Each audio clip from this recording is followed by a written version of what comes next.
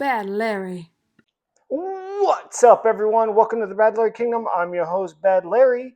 Today, we are starting a new series, the parody comic book called Capes, which is set in the Invincible universe.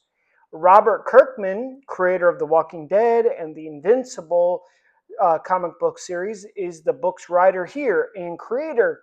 The art is from Mark Engelbert.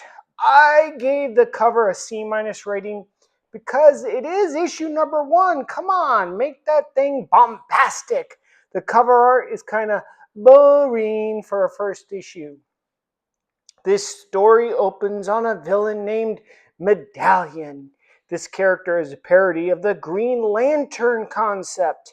The trope is the item that gives the powers. The Green Lanterns get their powers from the ring. This guy gets it from a medallion. When I see a brand new character in this series being introduced by name and you see him, I will provide y'all with the parody context for that character. The protagonist for this series is a hero named Bolt. Bolt loves his triple scoop ice cream, FYI. He is the parody of both Luke Cage and Black Lightning. Bolt has the common super strength, he's semi-invulnerable, and he's got some super speed. He's a cool dude, but he's a bit of a rusty, crusty old guy. In this world, superheroes are celebrities and presented to the public in a similar way as the Seven are presented in the series The Boys. You gotta make time for the fans. You see, Medallion even has the same hairstyle as Hal Jordan, but with an evil, stupid mustache. That is the joke. The mustache makes him evil now. Bolt makes fairly light work of this character, understanding the medallion is the source of the power. We saw something similar happen when Batman pickpocketed Green Lantern and took his ring, making Hal just another dude. This was in a cartoon. The magic ring is a bit of a silly idea, which is what is being mocked here. The cops are even mocked. Old, frumpy, derpy, white papa can't do anything right. The cops are presented as real jokes in this world. We will get back to these two characters later. The purpose of these frames are to introduce the water cooler banter activities which occurs at a typical corporate office. People just wasting time, chit-chatting around the water cooler. This is where all these superheroes work at this office. Key cards and fobs to access the building. It's all a trope to show these superheroes are just clocking in and out like you and me clocking in and out at a regular old job. It's funny. We are introduced to Commander Capitalism, which is just a hilarious name and costume. We'll dive into him in a sec. Bolt is talking about back pay and recruiting. Again, this is to show these heroes work for capes. The hero work they do is just a job, it's not a calling, which makes it funny. So this guy, Commander Capitalism, is a parody, obviously, of Captain America, as Captain America is often referred to as the government's top cop, a symbol of Americana. And then obviously the head is a direct copy of Omni-Man, which Commander Capitalism would know about. They're in the same universe. So maybe this guy likes Omni-Man so much he's copying his look. We know Captain America was in the Army, so Captain America's rank would be 03, Officer 3. Commander rank is only in the Navy and is either 04 or 05. So this guy, Commander Capitalism, would actually outrank Captain America, which again is funny. The capitalism part is even funnier as it places the entirety of America's values into making money, through capitalism, which is pretty true but also funny. We are also introduced to Kid Thor, which will be Bolt's partner or sidekick. Kid Thor is obviously a fan of Bolt and is brand new to the Capes organization.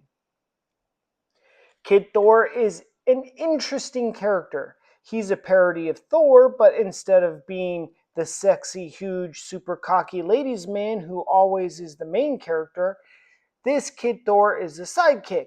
He's a Robin to Bolt's Batman. You could tell by the super wide eyed look in Kid Thor's eyes, while Bolt's eyes are lower, showing he's been there, done that. He clocks in and out, but the shine of being a hero has worn off, and Commander Capitalism is wrapped up in some boring corporate nonsense. It's a silly use of this guy's time, which is the trope. This is to mildly introduce a few characters. You could tell who they are based off of right away.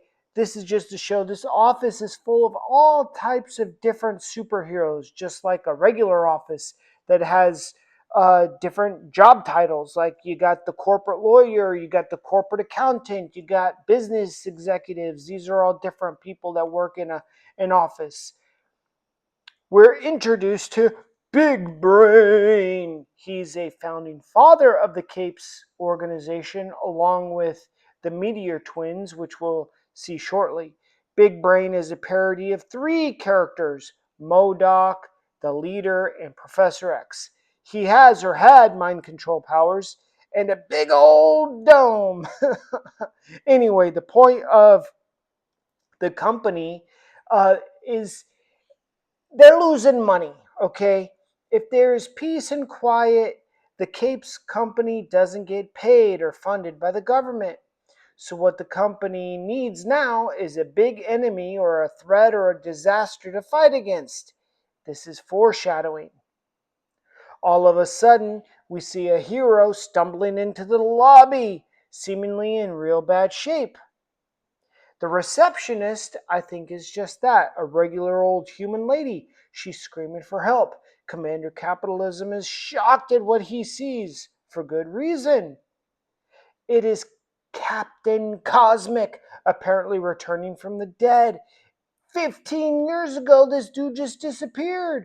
And as everyone has aged, this guy has remained the same. It's shocking. Captain Cosmic is a parody of both Quasar, a cosmic being, and Superman with the mullet. Captain Cosmic gets his powers from solar radiation absorption. He flies, he's got the super strength and all that. It's funny, too, that he is also a lower rank in name to Commander Capitalism. Bolt is given Kid Thor the office tour, and we're introduced to a literal knockout. That's her name. She has huge boxing gloves, and Kid Thor is totally smitten with her. Knockout is clearly a parody of Power Girl and Mike Tyson. Her character has a funny twist we'll discover later on as well. The tropes are well thought out, but the story is still captivating and interesting. Kid Thor is seriously smitten with Knockout. But the funniest part of these frames is the gorilla guy with the big nips in the background. Hilarious. This parody series reminds me a lot of One Punch Man as well. All of these ludicrous characters in that comic and show, well, we get them here as well. The chubby Batman knockoff in the back always makes me laugh, as well as the Daredevil knockoff. Well, to mention it, there are two Batman knockoffs. Bolt is so salty. He doesn't give one hoot that Captain Cosmic has returned from apparent death after 15 years. While everyone else is running to see Captain Cosmic, Bolt has better things to do, like go to lunch. It's just great. I've known a few salty characters like this in my corporate career. These guys couldn't get excited for nothing. In this universe, bad guys have powers too. This dude has bomb making powers and a vendetta, but against whom? Well, Bolt, of course, that's our protagonist, our main character. This dude hates Bolt. But why? We will learn that soon enough. We learn the origin of Kid Thor, and it really all has to do with this hammer. Kid Thor's ancestor made uh, a replacement for the real Thor when the real Thor lost Mjolnir for a while. It's a badass backup. It's obviously not as good as the real Mjolnir, but it's pretty good of a hammer. The real Thor used it for a while, for a couple years, until he found his real hammer, Mjolnir, and then gave this backup hammer back to Kid Thor's ancestor, placing an enchantment on it, meaning that only Kid Thor's family members can use the hammer. So we see Kid Thor's dad and grandpa and so on were all heroes in their own right using the hammer. Now Kid Thor has it and has a brand new hero gig at Cape's organization. The Cape's organization is basically a superhero company slash police force, security force. They go out on patrol with the partner just like the cops. They ride around in company vehicles just like the cops and have a day and a night shift just like the cops. Kid Thor told Bolt his origin story and now wants to hear how Bolt got his powers. Robert Kirkman makes another joke, another trope, that most, not all, but most of the black superheroes are lightning based. Bolt is the same. He was struck by lightning and bang, superpowers, mainly strength and durability. Bolt wanted to go by the name Black Samson, but just like a guy joining the NBA team or NFL team, if someone else already had the number that they wanted, well, tough titties. So someone else already had that name, Black Samson. Bolt had to go with Bolt. Bolt and Kid Thor's attitudes are polar opposite. Everything about them is opposite. Young and old, black and white. Kid Thor joined Capes for action and adventure. Bolt is just wanting to clock in and clock out, get that paycheck. It's just a job. Until the duo encounters some accidental adventure. This would kill a regular man, so we know we're not dealing with that. The art storytelling is great, even if the actual individual aspects of the art is often subpar. Again, the attitudes we see between Bolt and Kid Thor are totally different. Kid Thor doesn't care about the car, he's focused on the white suit briefcase man. Bolt only cares about the car and the paperwork. He will do the superhero part of it, but it's not his main focus. Well, this monstrosity is obviously the thing that threw Briefcase Dude onto our hero's car. It seems Bolt knows this fella pretty well. Let's dive into these two characters real quick. Machine Head in the white outfit in the briefcase is a parody of the Kingpin and Hammerhead. He presents a high level player in the mob crime game in the city. Titan doesn't seem to care one flip about Bolt or Kid Thor knocking them around like rag dolls. Who is this Titan? Well, this is a double parody. The name Titan just doesn't refer to his size. A Titan of industry refers to the top of the top in an industry, like a kingpin. So this guy is clearly a parody of the Kingpin and the Thing as another top player in the crime game of the city. Bolt is knocking Titan around, doing very little, but also showing us that Bolt knows Titan very well. Titan usually doesn't cross the line into Murder Town. Kid Thor put all of his cheeks into that swing, knocking off the crusty armored exterior of Titan and putting him down. We also learn Titan is a well-melanated fella. Not that that matters at all, it's just an observation. Kid Thor is new on the job.